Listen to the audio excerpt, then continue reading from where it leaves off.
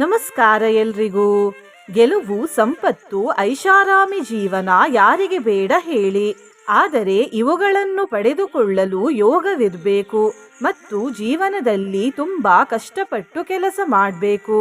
ಆದರೆ ಇವತ್ತು ಈ ಮಂತ್ರವನ್ನು ಭಕ್ತಿಯಿಂದ ಕೇಳಿದ್ರೆ ನಾನು ಈ ಮೊದಲು ಹೇಳಿದ ಫಲಗಳು ಮತ್ತು ಇನ್ನೂ ಹಲವಾರು ಶುಭ ಫಲಗಳು ಸುಲಭವಾಗಿ ಮತ್ತು ತುಂಬಾ ಕಡಿಮೆ ಸಮಯದಲ್ಲಿ ದೊರೆಯುತ್ತವೆ.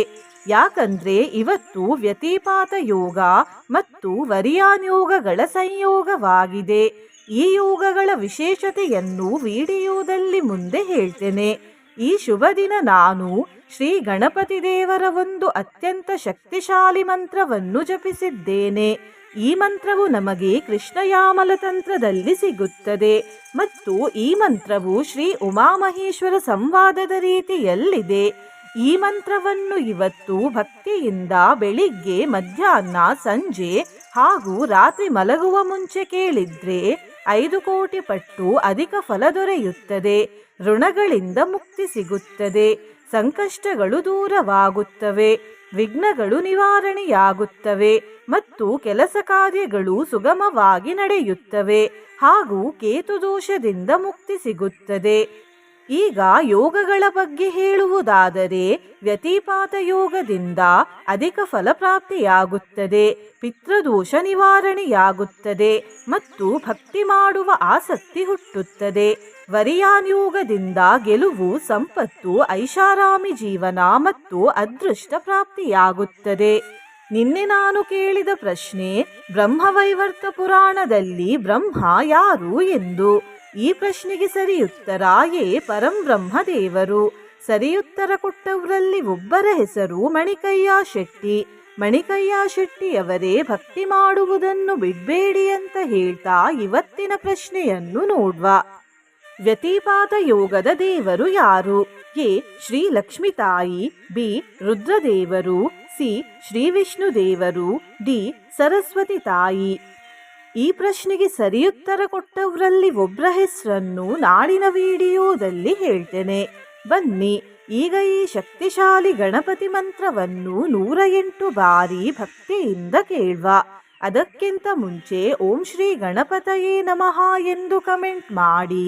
ಚಾನಲ್ಗೆ ಹೊಸಬ್ರಾಗಿದ್ರೆ ಚಾನಲ್ ಅನ್ನು ಸಬ್ಸ್ಕ್ರೈಬ್ ಮಾಡಿ, ಹತ್ತಿರ ಇರುವ ಬೆಲ್ ಬಟನ್ ಪ್ರೆಸ್ ಮಾಡಿ, ಆಲ್ ಅನ್ನುವ ಆಪ್ಷನ್ ಅನ್ನು ಸಿಲೆಕ್ಟ್ ಮಾಡಿ.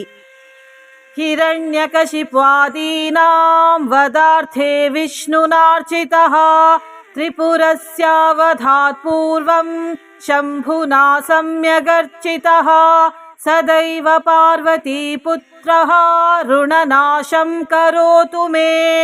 ಹಿರಣ್ಯಕಶಿಪ್ವಾದೀನಾಂ ವದಾರ್ಥೇ ವಿಷ್ಣುನಾರ್ಚಿತಃ ತ್ರಿಪುರಸ್ಯಾವಧಾತ್ ಪೂರ್ವಂ ಶಂಭುನಾ ಸಮ್ಯಗರ್ಚಿತಃ ಸದೈವ ಪಾರ್ವತಿ ಪುತ್ರಃ ಋಣನಾಶಂ ಕರೋತು ಮೇ.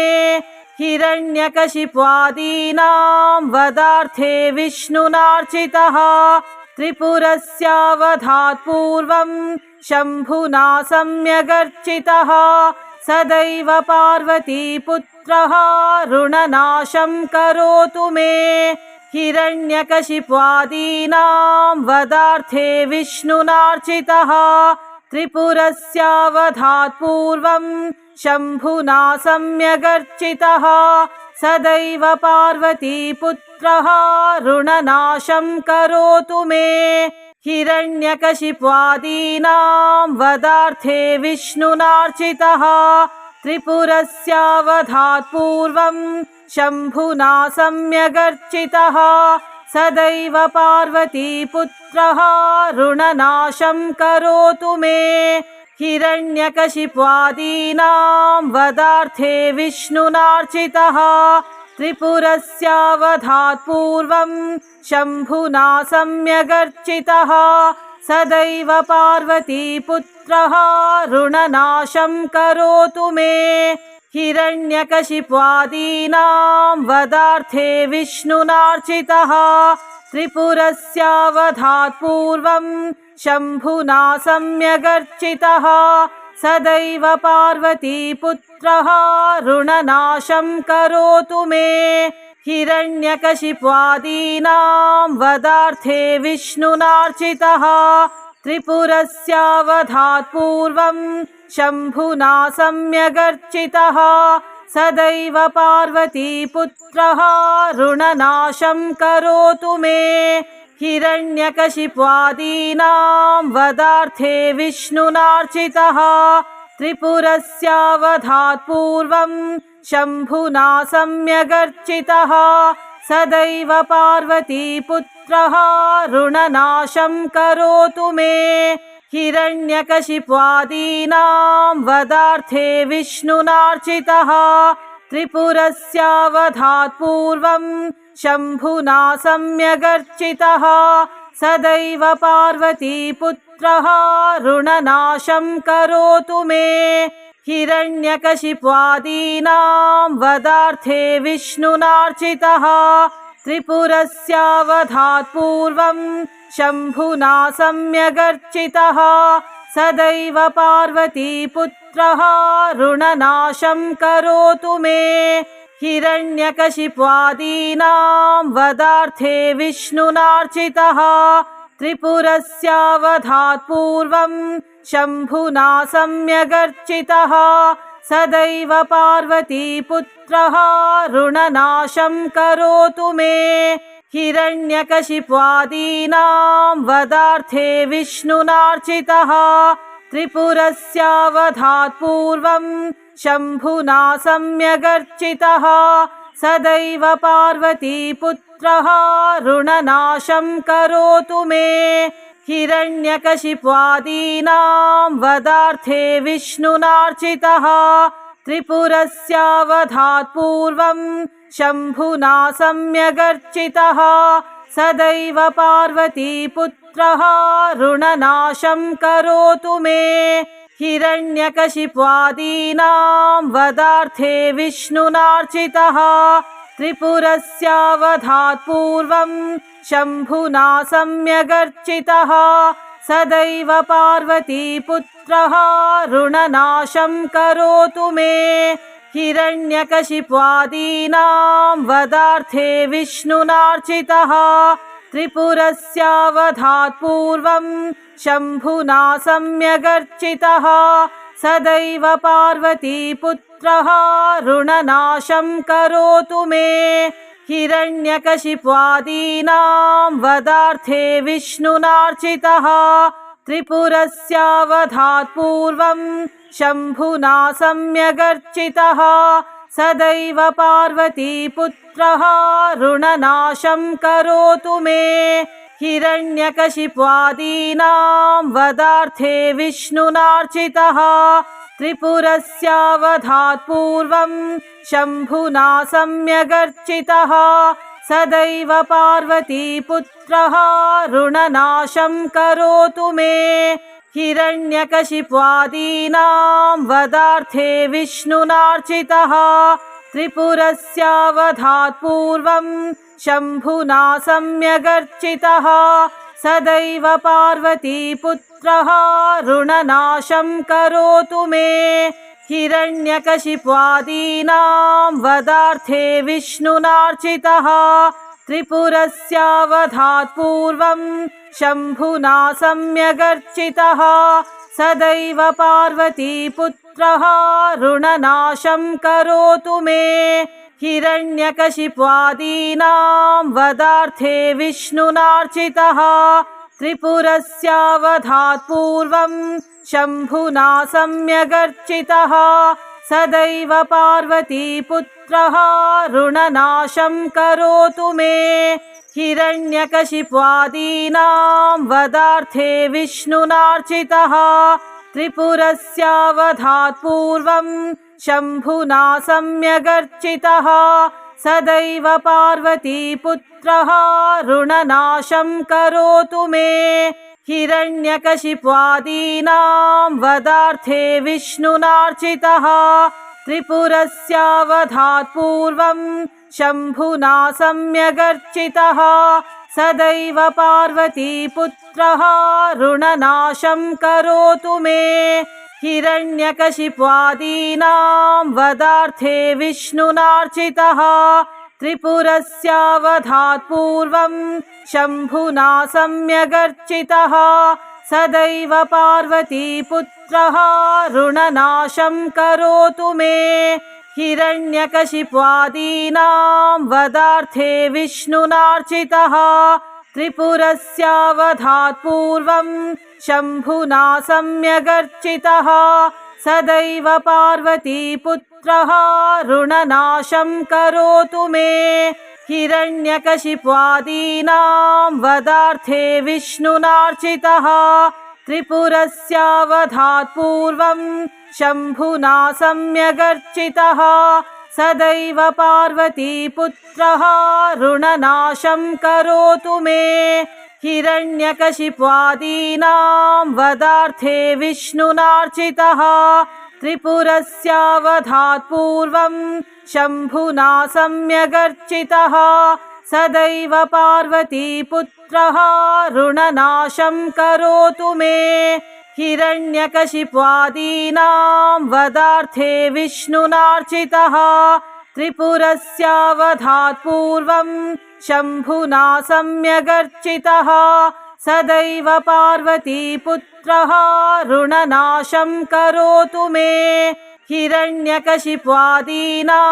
वदार्थे विष्णुनार्चितः त्रिपुरस्यावधात् पूर्वं शम्भुना सम्यगर्चितः सदैव पार्वतीपुत्रः ऋणनाशं करोतु मे।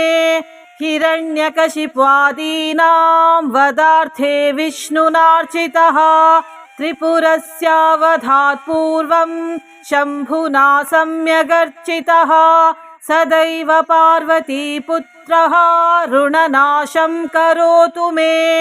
हिरण्यकशिप्वादीनां वदार्थे विष्णुनार्चितः त्रिपुरस्यावधात् पूर्वं शम्भुना सम्यगर्चितः सदैव पार्वतीपुत्रः ऋणनाशं करोतु मे। हिरण्यकशिप्वादीनां वदार्थे विष्णुनार्चितः त्रिपुरस्यावधात् पूर्वं शम्भुना सम्यगर्चितः सदैव पार्वतीपुत्रः ऋणनाशं करोतु मे। हिरण्यकशिप्वादीनां वदार्थे विष्णुनार्चितः त्रिपुरस्यावधात् पूर्वं शम्भुना सम्यगर्चितः सदैव पार्वतीपुत्रः ऋणनाशं करोतु मे। हिरण्यकशिप्वादीनां वदार्थे विष्णुनार्चितः त्रिपुरस्यावधात् पूर्वं शम्भुना सम्यगर्चितः सदैव पार्वतीपुत्रः ऋणनाशं करोतु मे। हिरण्यकशिप्वादीनां वदार्थे विष्णुनार्चितः त्रिपुरस्यावधात् पूर्वं शम्भुना सम्यगर्चितः सदैव पार्वतीपुत्रः ऋणनाशं करोतु मे। हिरण्यकशिप्वादीनां वदार्थे विष्णुनार्चितः त्रिपुरस्यावधात् पूर्वं शम्भुना सम्यगर्चितः सदैव पार्वतीपुत्रः ऋणनाशं करोतु मे। हिरण्यकशिप्वादीनां वदार्थे विष्णुनार्चितः त्रिपुरस्यावधात् पूर्वं शम्भुना सम्यगर्चितः सदैव पार्वतीपुत्रः ऋणनाशं करोतु मे। हिरण्यकशिप्वादीनां वदार्थे विष्णुनार्चितः त्रिपुरस्यावधात् पूर्वं शम्भुना सम्यगर्चितः सदैव पार्वतीपुत्रः ऋणनाशं करोतु मे। हिरण्यकशिप्वादीनां वदार्थे विष्णुनार्चितः त्रिपुरस्यावधात् पूर्वं शम्भुना सम्यगर्चितः सदैव पार्वतीपुत्रः ऋणनाशं करोतु मे। हिरण्यकशिप्वादीनां वदार्थे विष्णुनार्चितः त्रिपुरस्यावधात् पूर्वं शम्भुना सम्यगर्चितः सदैव पार्वतीपुत्रः ऋणनाशं करोतु मे। हिरण्यकशिप्वादीनां वधार्थे विष्णुनार्चितः त्रिपुरस्यावधात् पूर्वं शम्भुना सम्यगर्चितः सदैव पार्वतीपुत्रः ऋणनाशं करोतु मे। हिरण्यकशिप्वादीनां वधार्थे विष्णुनार्चितः त्रिपुरस्यावधात् पूर्वं शम्भुना सम्यगर्चितः सदैव पार्वतीपुत्रः ऋणनाशं करोतु मे। हिरण्यकशिप्वादीनां वधार्थे विष्णुनार्चितः त्रिपुरस्यावधात् पूर्वं शम्भुना सम्यगर्चितः सदैव पार्वतीपुत्रः ऋणनाशं करोतु मे। हिरण्यकशिप्वादीनां वधार्थे विष्णुनार्चितः त्रिपुरस्यावधात् पूर्वं शम्भुना सम्यगर्चितः सदैव पार्वतीपुत्रः ऋणनाशं करोतु मे। हिरण्यकशिप्वादीनां वधार्थे विष्णुनार्चितः त्रिपुरस्यावधात् पूर्वं शम्भुना सम्यगर्चितः सदैव पार्वतीपुत्रः ऋणनाशं करोतु मे। हिरण्यकशिप्वादीनां वधार्थे विष्णुनार्चितः त्रिपुरस्यावधात् पूर्वं शम्भुना सम्यगर्चितः सदैव पार्वतीपुत्रः ऋणनाशं करोतु मे। हिरण्यकशिप्वादीनां वधार्थे विष्णुनार्चितः त्रिपुरस्यावधात् पूर्वं शम्भुना सम्यगर्चितः सदैव पार्वतीपुत्रः ऋणनाशं करोतु मे। हिरण्यकशिप्वादीनां वधार्थे विष्णुनार्चितः त्रिपुरस्यावधात् पूर्वं शम्भुना सम्यगर्चितः सदैव पार्वतीपुत्रः ऋणनाशं करोतु मे। हिरण्यकशिप्वादीनां वधार्थे विष्णुनार्चितः त्रिपुरस्यावधात् पूर्वं शम्भुना सम्यगर्चितः सदैव पार्वतीपुत्रः ऋणनाशं करोतु मे। हिरण्यकशिप्वादीनां वधार्थे विष्णुनार्चितः त्रिपुरस्यावधात् पूर्वं शम्भुना सम्यगर्चितः सदैव पार्वतीपुत्रः ऋणनाशं करोतु मे। हिरण्यकशिप्वादीनां वधार्थे विष्णुनार्चितः त्रिपुरस्यावधात् पूर्वं शम्भुना सम्यगर्चितः सदैव पार्वतीपुत्रः ऋणनाशं करोतु मे।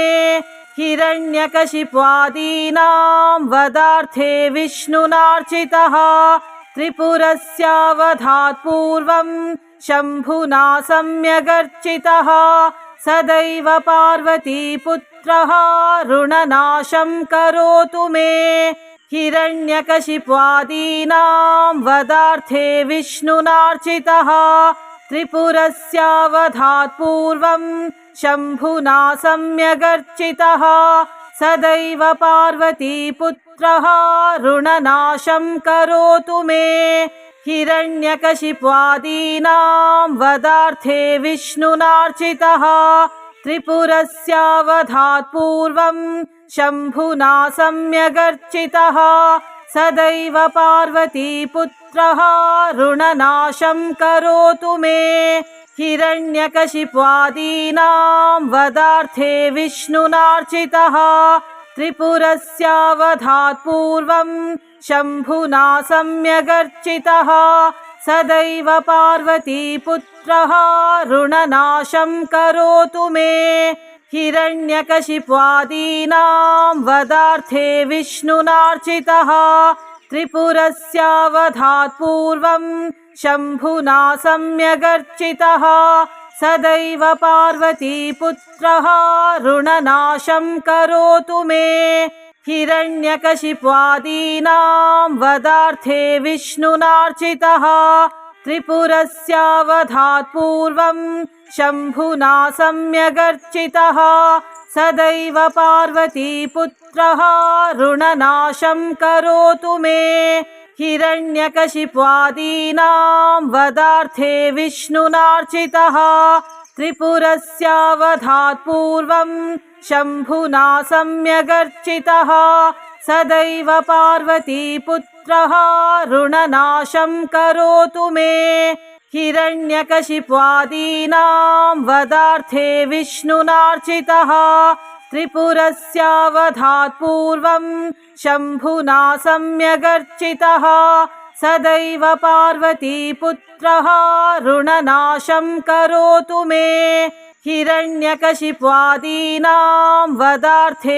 विष्णुनार्चितः त्रिपुरस्यावधात् पूर्वं शम्भुना सम्यगर्चितः सदैव पार्वतीपुत्रः ऋणनाशं करोतु मे हिरण्यकशिप्वादीनां वदार्थे विष्णुनार्चितः त्रिपुरस्यावधात् पूर्वं शम्भुना सम्यगर्चितः सदैव पार्वतीपुत्रः ऋणनाशं करोतु मे हिरण्यकशिप्वादीनां वदार्थे विष्णुनार्चितः त्रिपुरस्यावधात् पूर्वं शम्भुना सम्यगर्चितः सदैव पार्वतीपुत्रः ऋणनाशं करोतु मे हिरण्यकशिप्वादीनां वदार्थे विष्णुनार्चितः त्रिपुरस्यावधात् पूर्वं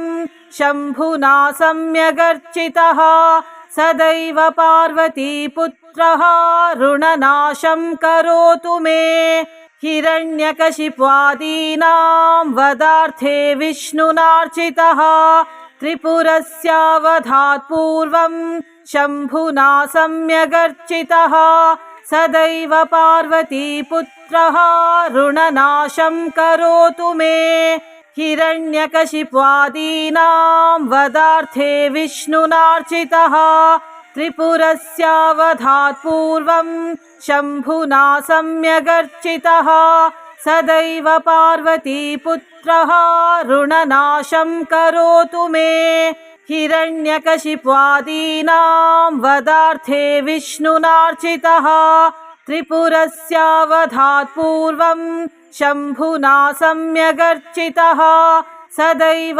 पार्वतीपुत्रः ऋणनाशं करोतु मे हिरण्यकशिप्वादीनां वदार्थे विष्णुनार्चितः त्रिपुरस्यावधात् पूर्वं शम्भुना सम्यगर्चितः सदैव पार्वतीपुत्रः ऋणनाशं करोतु मे हिरण्यकशिप्वादीनां वदार्थे विष्णुनार्चितः त्रिपुरस्यावधात् पूर्वं शम्भुना सम्यगर्चितः सदैव पार्वतीपुत्रः ऋणनाशं करोतु मे हिरण्यकशिप्वादीनां वदार्थे विष्णुनार्चितः त्रिपुरस्यावधात् पूर्वं शम्भुना सम्यगर्चितः सदैव पार्वतीपुत्रः ऋणनाशं करोतु मे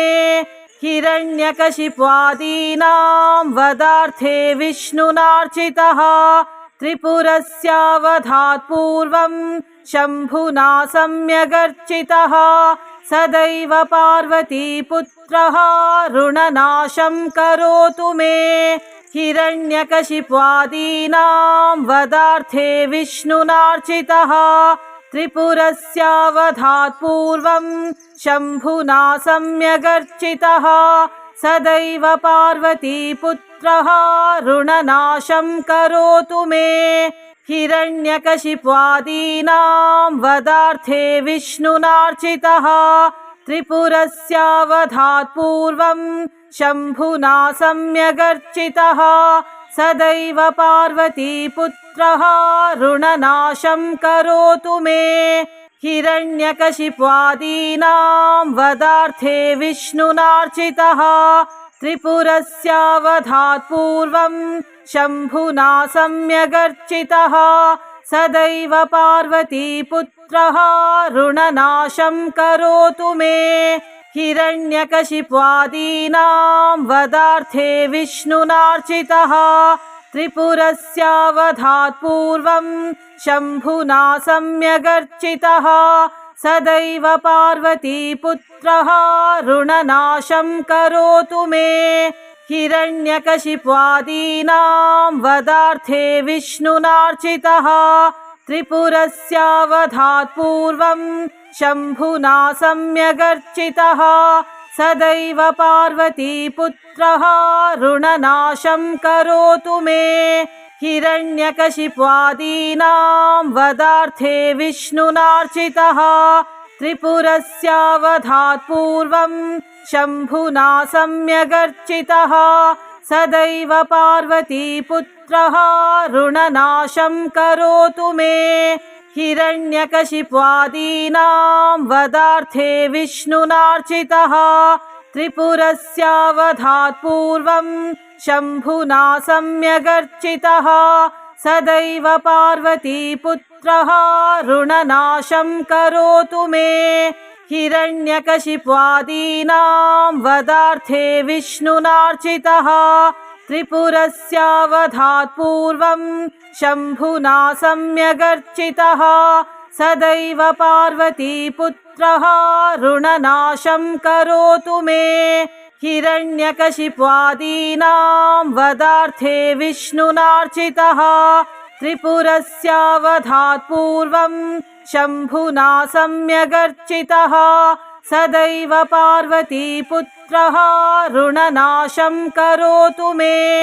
हिरण्यकशिप्वादीनां वदार्थे विष्णुनार्चितः त्रिपुरस्यावधात् पूर्वं शम्भुना सम्यगर्चितः सदैव पार्वतीपुत्रः ऋणनाशं करोतु मे। हिरण्यकशिप्वादीनां वदार्थे विष्णुनार्चितः त्रिपुरस्यावधात् पूर्वं शम्भुना सम्यगर्चितः सदैव पार्वतीपुत्रः ऋणनाशं करोतु मे।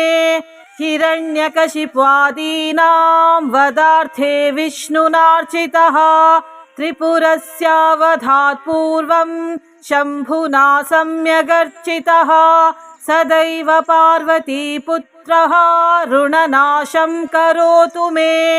हिरण्यकशिप्वादीनां वदार्थे विष्णुनार्चितः त्रिपुरस्यावधात् पूर्वं शम्भुना सम्यगर्चितः सदैव पार्वतीपुत्रः ऋणनाशं करोतु मे।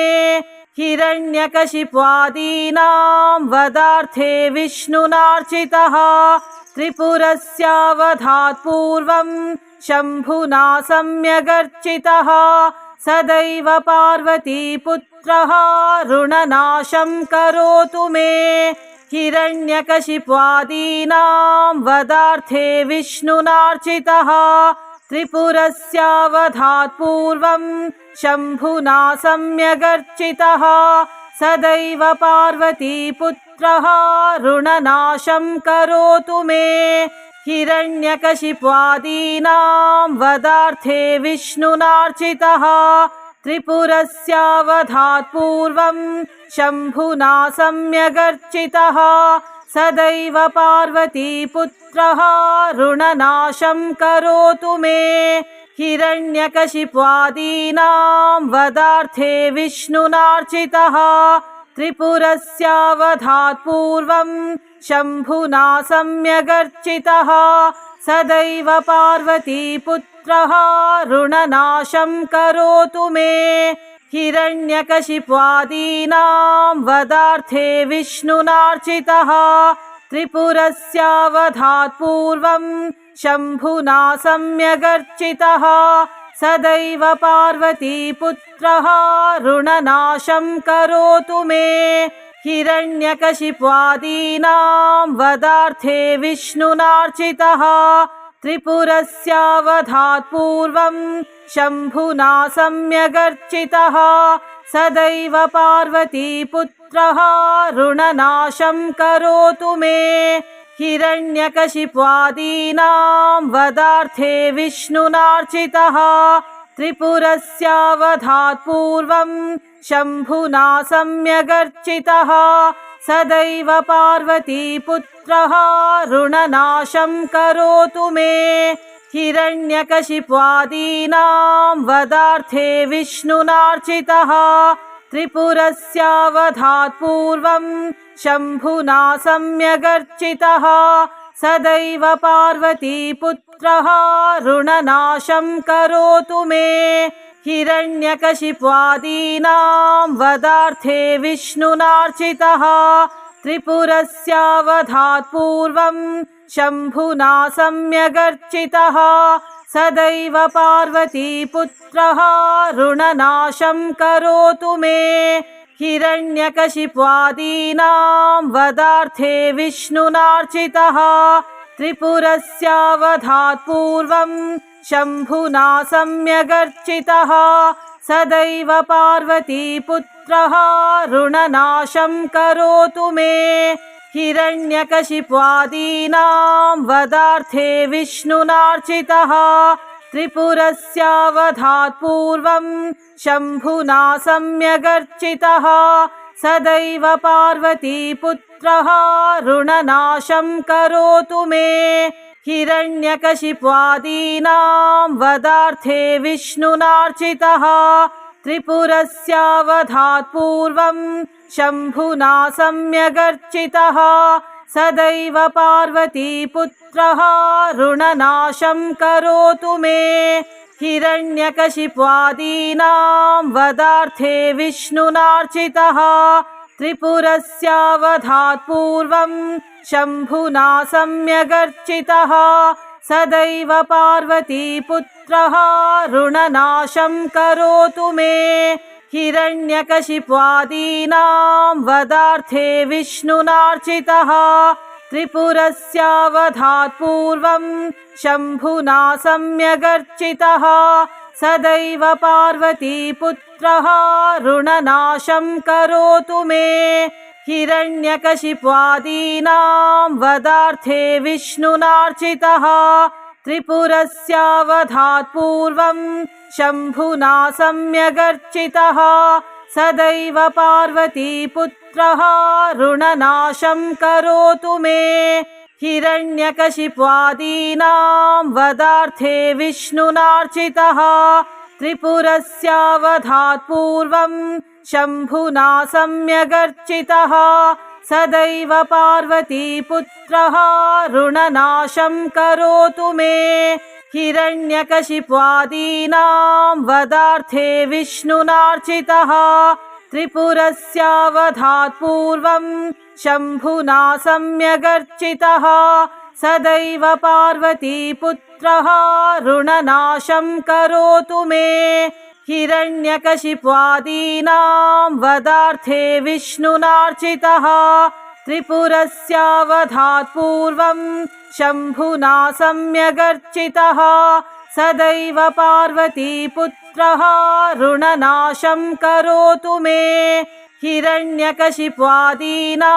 वधार्थे विष्णुनार्चितः त्रिपुरस्यावधात् पूर्वं शम्भुना सम्यगर्चितः सदैव पार्वतीपुत्रः ऋणनाशं करोतु मे हिरण्यकशिप्वादीनां वधार्थे विष्णुनार्चितः त्रिपुरस्यावधात् पूर्वं शम्भुना सम्यगर्चितः सदैव पार्वतीपुत्रः ऋणनाशं करोतु मे हिरण्यकशिप्वादीनां वधार्थे विष्णुनार्चितः त्रिपुरस्यावधात् पूर्वं शम्भुना सम्यगर्चितः सदैव पार्वतीपुत्रः ऋणनाशं करोतु मे हिरण्यकशिप्वादीनां वधार्थे विष्णुनार्चितः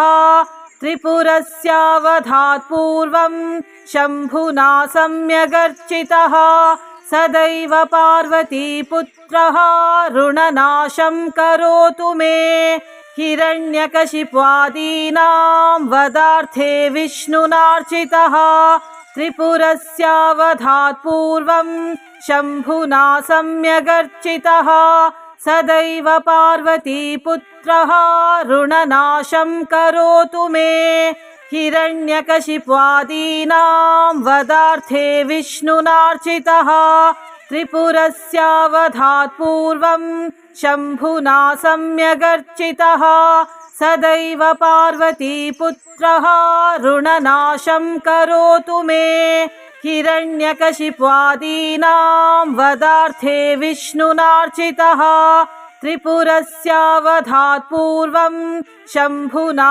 सम्यगर्चितः सदैव पार्वतीपुत्रः ऋणनाशं करोतु मे।